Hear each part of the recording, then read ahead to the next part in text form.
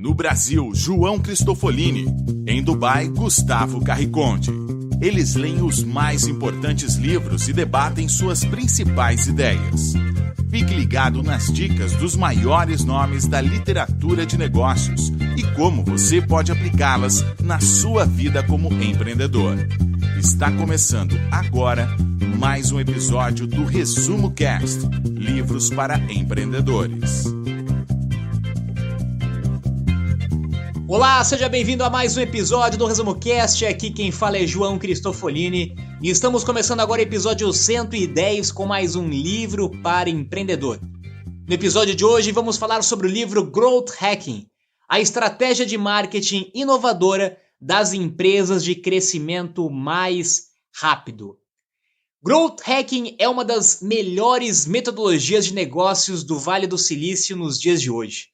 A metodologia do Growth Hacking está para o crescimento de market share, assim como a metodologia de Lean Startup está para o desenvolvimento de novos produtos e o Scrum está para a produtividade. Essa metodologia e essa estratégia de crescimento está sendo utilizada por grandes empresas e startups como Dropbox, Hotmail, Airbnb, Uber, LinkedIn e tantas outras startups. O termo foi criado pelo próprio autor do livro em meados de 2010. E ele desenvolveu essa expressão para tentar explicar as suas experiências pelas empresas que passou, principalmente dentro do Dropbox, que é um dos grandes cases de growth hacking no mundo.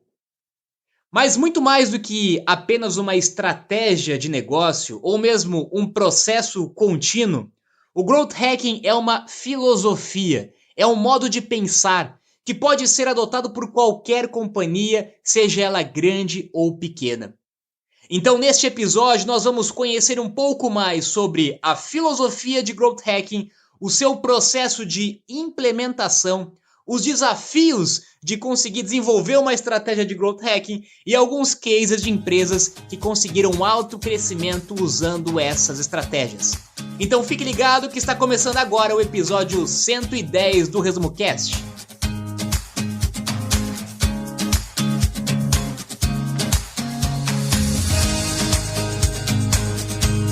Olá, eu sou o Gustavo Carriconde e sejam bem-vindos ao episódio número 110 sobre o livro Growth Hacking. E o autor desse livro, além de ser o fundador e CEO do site growthhackers.com, foi nada mais nada menos o responsável pela criação do termo Growth Hacking. E se você acha que esse assunto não é para a sua empresa ou para o seu departamento, está enganado.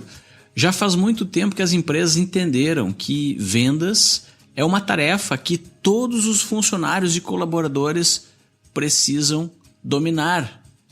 Isso não é nenhuma novidade. Agora estamos vivendo uma era onde todos precisam ser não só vendedores, mas também growth hackers. A palavra growth quer dizer crescimento e a palavra hack não tem uma tradução específica para o português, mas se refere a desmontar ou modificar algo para entender como funciona e fazer de uma forma melhor ou mais eficiente. Mas cuidado, Growth Hack não é apenas conhecer ferramentas tecnológicas e truques para atrair mais seguidores ou curtidas.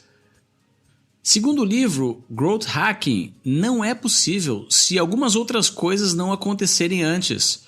E uma delas é que o seu produto ou serviço precisa ser aquilo que o autor chama de must have. Ou seja, as pessoas precisam realmente necessitar daquilo que você está vendendo. Isso está relacionado com a sua proposta de valor.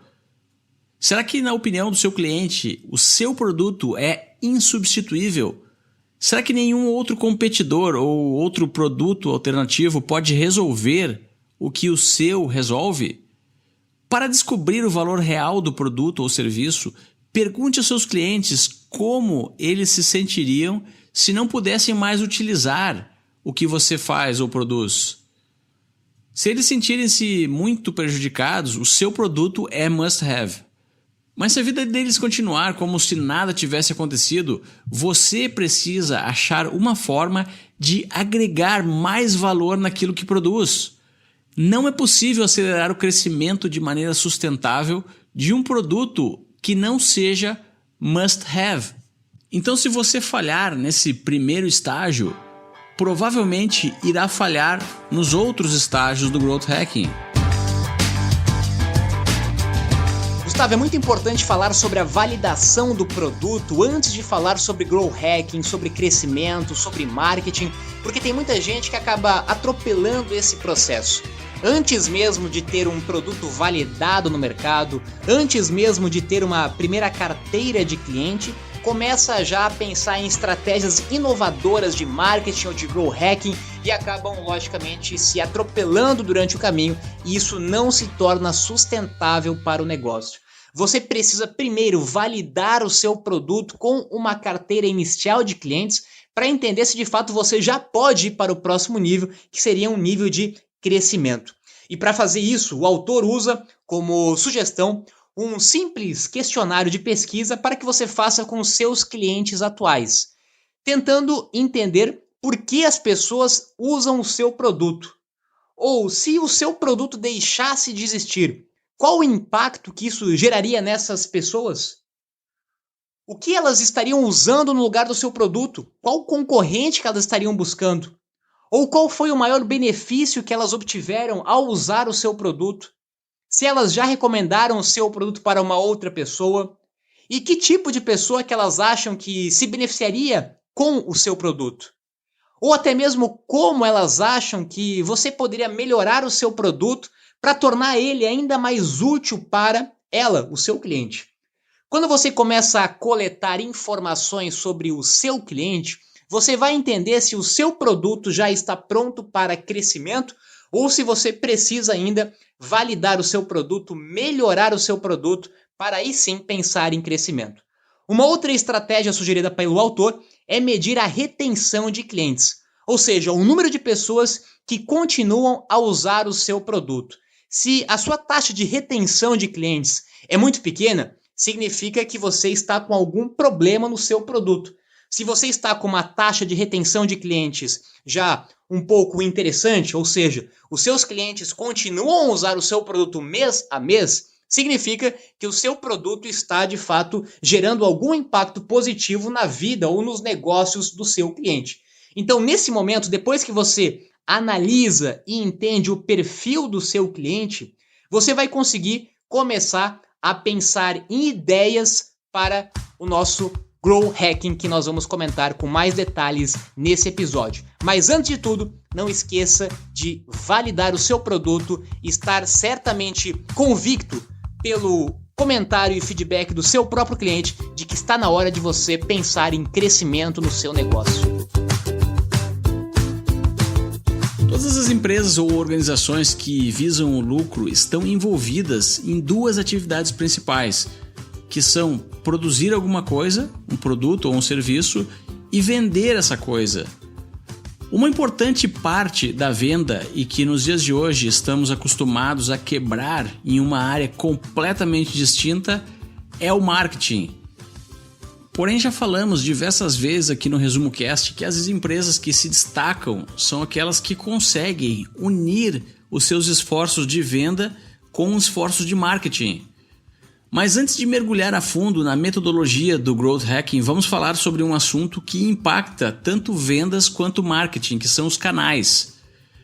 Canais de venda como lojas, feiras, shopping centers, porta a porta, e de marketing como rádio, TV, outdoors, revistas e jornais, não são invenções recentes, como o Google, Facebook, YouTube, LinkedIn ou as lojas virtuais. No entanto, eles todos têm a mesma função, que é comunicar ao cliente o valor que você produz e entregar também esse valor através de algum desses canais. A diferença é que os novos canais que estão surgindo possuem uma vida útil menor. Isso mesmo, o livro apresenta um estudo que mostra a eficiência de diversos canais em termos de retorno sobre o investimento de marketing. Se no passado fazer anúncios no Google ou Facebook era extremamente barato e atraía diversos consumidores para o seu negócio, Hoje em dia, isso não é mais verdade. Temos também diversos canais novatos que surgem a todo momento e podem representar uma grande oportunidade de crescimento. Para que o Growth Hacking funcione, é necessário um profundo entendimento de como funciona cada canal e qual a eficiência, o seu retorno sobre o investimento nos dias de hoje. Esse retorno pode ser diferente do retorno que esse mesmo canal trará amanhã. Essa é uma tarefa fácil para pequenas equipes ou organizações. Pular de canal em canal e encontrar qual deles é o mais eficiente.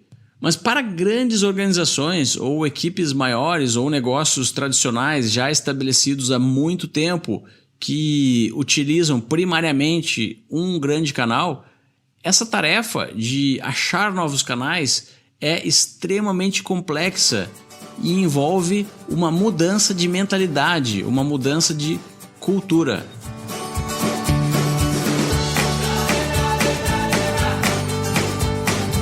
Os canais de marketing tradicional estão cada vez sendo menos utilizados pelas empresas inovadoras e startups, justamente porque eles têm um alto custo de aquisição do cliente e eles têm pouca possibilidade de mensuração dos resultados. Ou seja, quando você anuncia a sua empresa na televisão, no jornal, na rádio ou até mesmo em outdoors e panfletos, você tem um alto investimento em uma mídia de massa, onde não está nichando para o seu público exato, e você tem poucas ferramentas de análise de dados e de métricas que são indispensáveis nos dias de hoje para você conseguir avaliar o resultado desta aquisição de cliente. Já outros canais digitais que estão sendo cada vez mais utilizados, eles acabam se saturando muito rápido.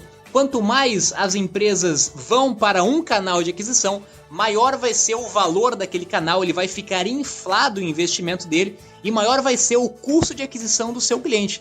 Assim aconteceu com o AdWords, assim aconteceu com o Facebook Ads, onde todas as empresas começaram a ir para esse canal de aquisição e naturalmente o preço do termo, baseado em um leilão de palavras, acaba sendo cada vez mais alto. Ou seja, é cada vez mais caro adquirir um novo cliente usando os canais de mídia digital tradicional. É justamente por isso que surge o termo e o conceito de Growth Hacking, já que você não pode mais depender unicamente de mídias tradicionais pelo seu alto custo e pela sua baixa análise de dados, e você também não pode mais depender dos canais básicos digitais pelo seu alto custo de aquisição de cliente.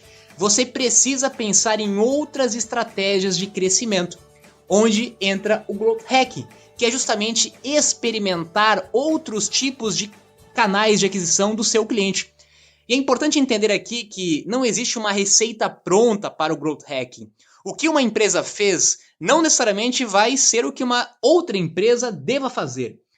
Por isso que você precisa experimentar diferentes canais, testar diferentes canais de aquisição do cliente, usando a sua criatividade, usando a inovação, usando a geração de ideias e usando a análise de dados para que você consiga encontrar novos canais de crescimento da sua empresa. O Growth Hacking é baseado principalmente na experimentação e na análise de dados. É um marketing orientado para experimentos. Por isso que o profissional de Growth Hacking, a pessoa que vai estar atuando ativamente nesta função dentro da empresa, ele precisa ser um profissional que está ligado diretamente ao processo de decisão, de implementação, e não necessariamente ele precisa ser uma pessoa do marketing. Hoje nós temos cada vez mais engenheiros, administradores, pessoas de vendas que estão atuando na função de Growth Hacking porque eles têm as características necessárias para essa metodologia, que são principalmente análise de dados, entender o comportamento do consumidor, entender um pouco de tecnologia e entender sobre essa metodologia de experimento. Ter uma análise rigorosa dos dados e ter uma capacidade para conseguir cruzar os dados e conseguir de fato trazer soluções para a sua empresa. Este é o papel do novo profissional de Growth Hacking: analisar dados e estar disposto a experimentar diferentes canais de crescimento e aquisição de novos clientes. As empresas que crescem mais são aquelas que executam mais experimentos. São aquelas que possuem uma cultura de validação de pequenas ideias. Segundo a metodologia proposta pelo livro, um experimento não precisa ser uma grande modificação no seu produto ou serviço. Pode ser um pequeno detalhe, como mudar a cor de um botão do seu site. O livro apresenta exemplos de diversas startups e empresas que passaram a crescer quando começaram a implementar uma cultura de testes. Uma das principais funções do Growth Hacking é remover o atrito. Como já vimos na primeira parte desse episódio, para que o Growth Hacking seja possível, o seu consumidor precisa querer demais o seu produto. O seu produto precisa ser um must-have. Mas mesmo nessas condições, ainda assim existe atrito, ou seja, aquelas coisas que dificultam com que o seu consumidor entre em contato com a sua proposta de valor, com aquilo que você faz, com o benefício real que ele terá quando consumir o seu produto. Outras formas de atrito são dificuldades para realizar a compra, sites que apresentam confusão na hora de realizar o pagamento, vendedores mal preparados, utilização de canais errados, pequenos problemas de comunicação com o seu cliente e pequenas falhas, bugs que afetam alguma funcionalidade do seu produto. A função do Growth Hacker é identificar essas falhas e esses atritos e removê-los para acelerar o crescimento. E isso só pode ser feito através de experimentos. Muitas pessoas pensam que o Growth Hacking só funciona na hora da aquisição dos clientes ou na hora da venda, mas isso não é verdade. Pense bem, você pode quebrar o seu relacionamento com o seu cliente em diversos estágios ou etapas, e em cada um desses estágios existem coisas ou experimentos que podem ser realizados para melhorar a experiência dele e melhorar o seu crescimento.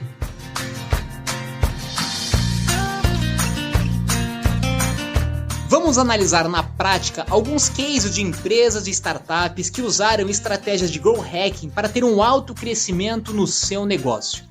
Começando pelo YouTube, que surgiu em 2005 e no início do seu negócio tinha dificuldade em fazer com que as pessoas chegassem até o seu site para consumir áudio e vídeo. Afinal, as pessoas ainda não conheciam o YouTube. Foi quando uma grande diferença foi colocada em prática para ter um crescimento do YouTube. Ele disponibilizou um código bastante simples e fácil de ser achado e ser aplicado para que qualquer pessoa, qualquer usuário pudesse copiar aquele código e colar no seu blog, colar na sua página, colar no seu site. Ou seja, as pessoas não tinham como colocar um áudio ou vídeo na sua página, mas eles podiam fazer o upload desse vídeo, desse áudio no YouTube, copiar o código que o YouTube fornecia para aí sim disponibilizar aquele áudio, aquele vídeo no seu site, no seu blog. Ou seja, as pessoas conheceram o YouTube porque ele estava espalhado por centenas e milhares de outros sites na internet. E as pessoas não precisariam necessariamente entrar no YouTube para conhecer o YouTube.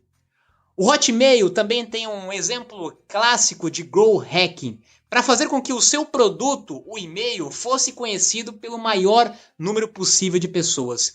E a estratégia deles foi colocar uma assinatura em todos os e-mails dos seus usuários, incentivando outras pessoas a se cadastrarem no sistema de forma gratuita. Algo que era impensável naqueles tempos de internet ter e-mails gratuitos. Então todo e-mail ia com uma frase embaixo, incentivando as pessoas que estavam recebendo aquele e-mail para também criarem um e-mail do Hotmail de uma forma totalmente gratuita. Isso fez com que o Hotmail se viralizasse de uma forma muito grande e tornasse o sucesso que ele tornou. O Twitter também, após experimentar um início bem sucedido, ele passou por vários mal bocados. Muitos usuários deixavam de utilizar o serviço depois das semanas de experiência inicial. Após estudos que mostraram que os clientes que seguiam mais de 10 perfis no primeiro mês de atividade tendiam a manter-se mais ativos no Twitter, eles passaram então a sugerir contas interessantes baseadas nas preferências dos usuários. E o resultado foi imediato. Se as pessoas entravam no Twitter e não tinham uma quantidade mínima de 10 perfis para seguirem, eles tinham uma tendência de ficar muito menos tempo no Twitter. Ou seja, perceba como uma pequena mudança, só que ela só foi compreendida porque houve uma análise de dado, uma análise do comportamento do usuário para conseguir com um pequeno detalhe que fizesse que a empresa, que o negócio tivesse um alto crescimento. O PayPal também tem um exemplo clássico de growth hacking ao pagar $10 em dinheiro para cada novo cliente e $10 para o cliente que indicou o PayPal. Ou seja, dessa forma ele também viralizou e conseguiu um crescimento de dezenas de milhões de usuários depois dessa estratégia. O Airbnb e o Uber também têm exemplos de growth hacking que nós já falamos aqui em outro episódio, onde no começo também tinham dificuldade de adquirir tanto motoristas quanto pessoas que anunciassem os apartamentos no seu site e usaram estratégias de growth hacking para conseguir o seu crescimento. E não deixando de lado o Dropbox, que também é um exemplo clássico e foi da onde o autor trabalhou e viveu na prática para construir a metodologia do growth hacking, que também tem um exemplo muito clássico de oferecer espaços gratuitos adicionais para quem indicasse o serviço do Dropbox. Ou seja, quando você indica um novo usuário para o Dropbox, você ganha em troca mais espaço de armazenamento no seu Dropbox. Isso fez com que o Dropbox gastasse pouquíssimo dinheiro e se tornasse altamente viral no seu canal de aquisição de clientes. Perceba que cada empresa usou estratégias completamente diferentes, mas todas elas foram baseadas em análise de informações, análise de dados, muita experimentação, muitos testes, certamente muitos deles deram errado, até que eles conseguissem uma experimentação e um teste que desse certo e deu muito certo ao viralizar e tornar possível aí o crescimento que essas empresas tiveram.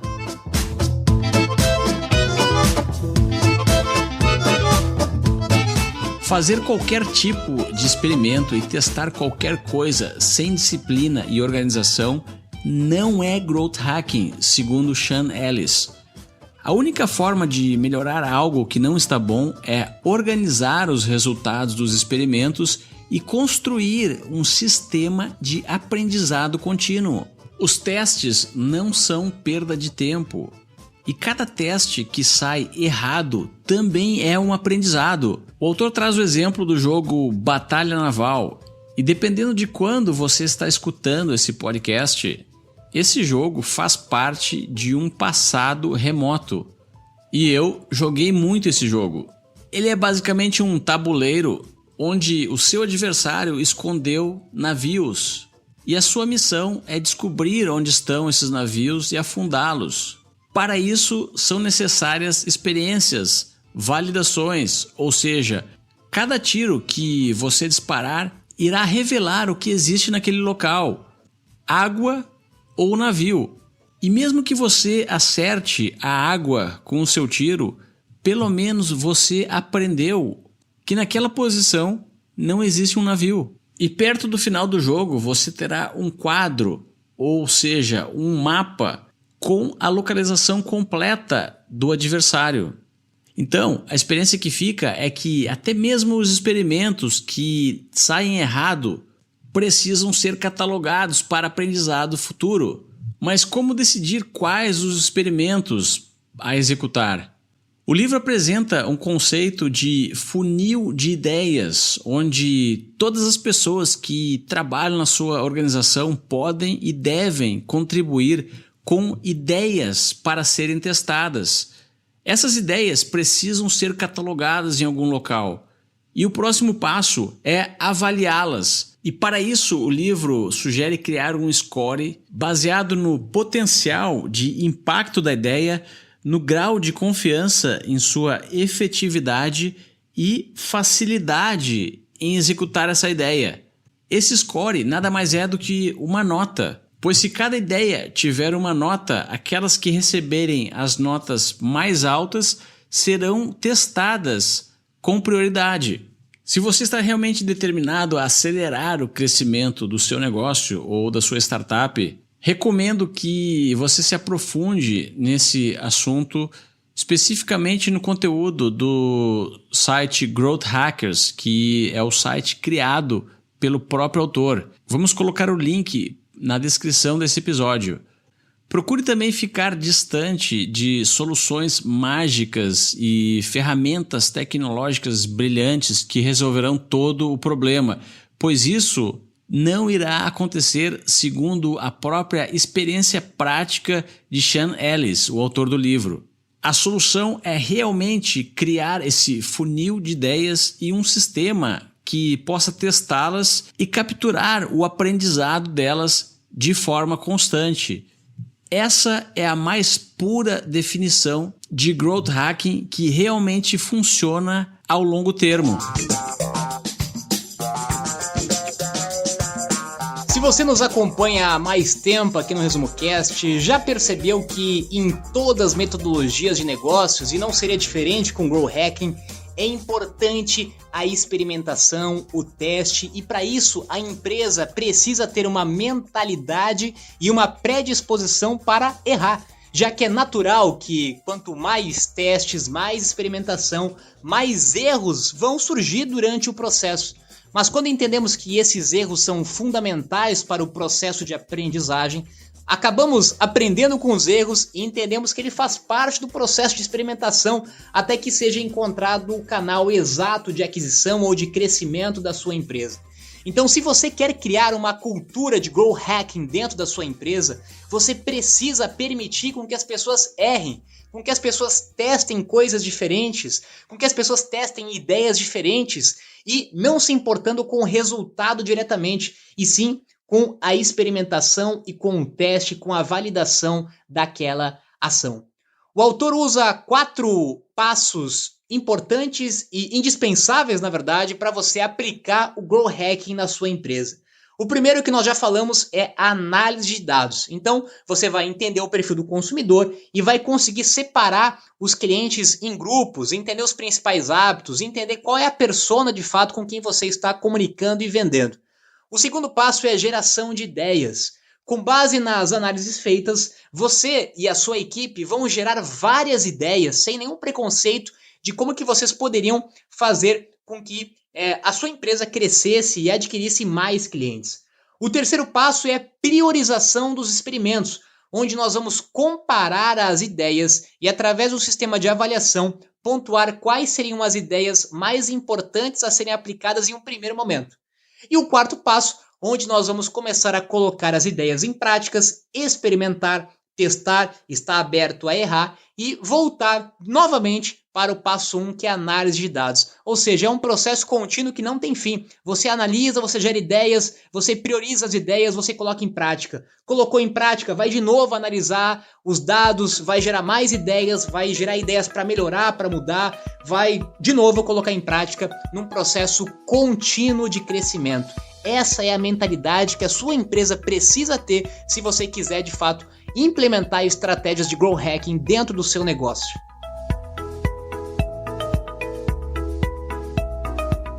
O growth hacking, segundo o autor do livro, e que foi o criador desse termo e que é uma das maiores autoridades no assunto, não é apenas uma forma diferente de se fazer marketing, e sim uma abordagem quase que científica e obstinada por testes frequentes. E não é apenas durante a aquisição do cliente, mas principalmente nas demais etapas do relacionamento com ele.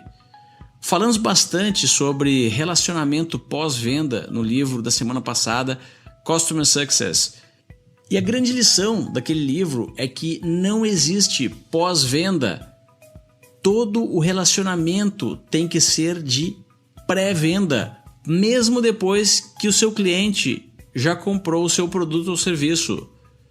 Se você é um pequeno negócio ou uma startup, segundo o autor, você não tem orçamento para investir na sua marca. Por isso, as técnicas de Growth Hacking podem lhe ajudar a conquistar o seu espaço no mercado e adquirir clientes de forma sustentável.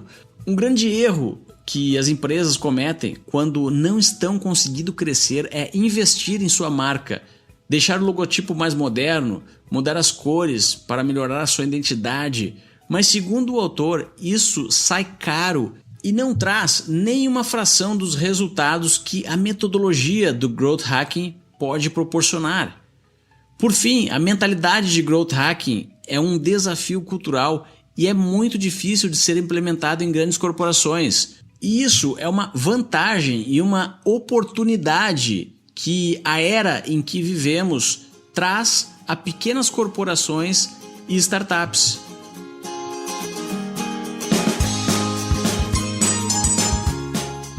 Gustavo, essas são chamadas de métricas de vaidade. Tem muita gente que acha que o marketing é uma ferramenta para alimentar o seu ego, o ego do CEO da empresa, ou o ego da própria empresa, do grupo da empresa.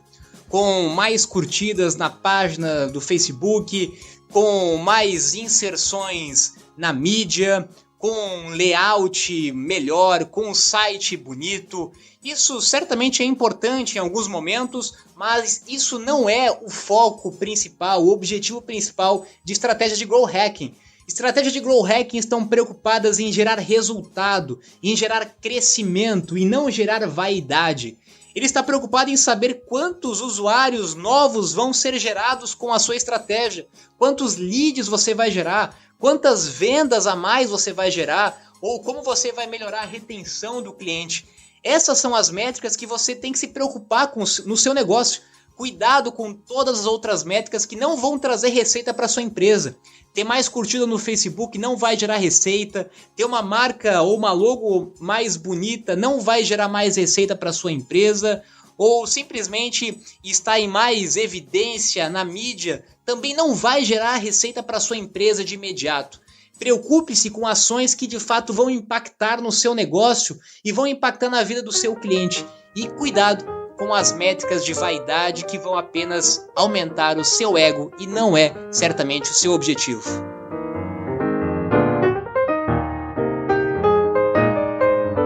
E obrigado por acompanhar o episódio de hoje do Resumo Cast. E se quiser saber mais sobre a nossa equipe ou receber conteúdos adicionais que estamos produzindo sobre os episódios, entre em resumocast.com.br. Lá você tem a possibilidade de deixar o seu e-mail para que possamos entrar em contato. Também temos um formulário onde você pode enviar suas dúvidas e sugestões para a equipe do ResumoCast. Agora eu me despeço aqui de Dubai. Tenham todos uma ótima semana e até o próximo episódio.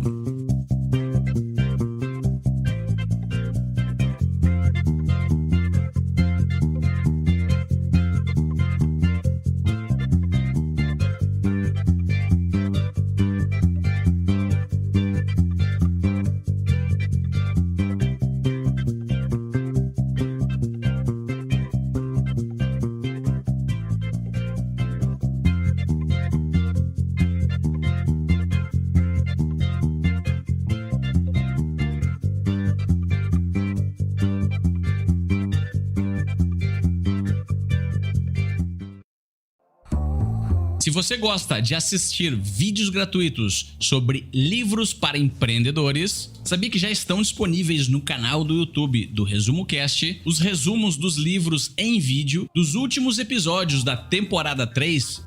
Basta abrir o seu aplicativo do YouTube ou o site do YouTube no seu computador e procurar pelo nosso canal digitando ResumoCast.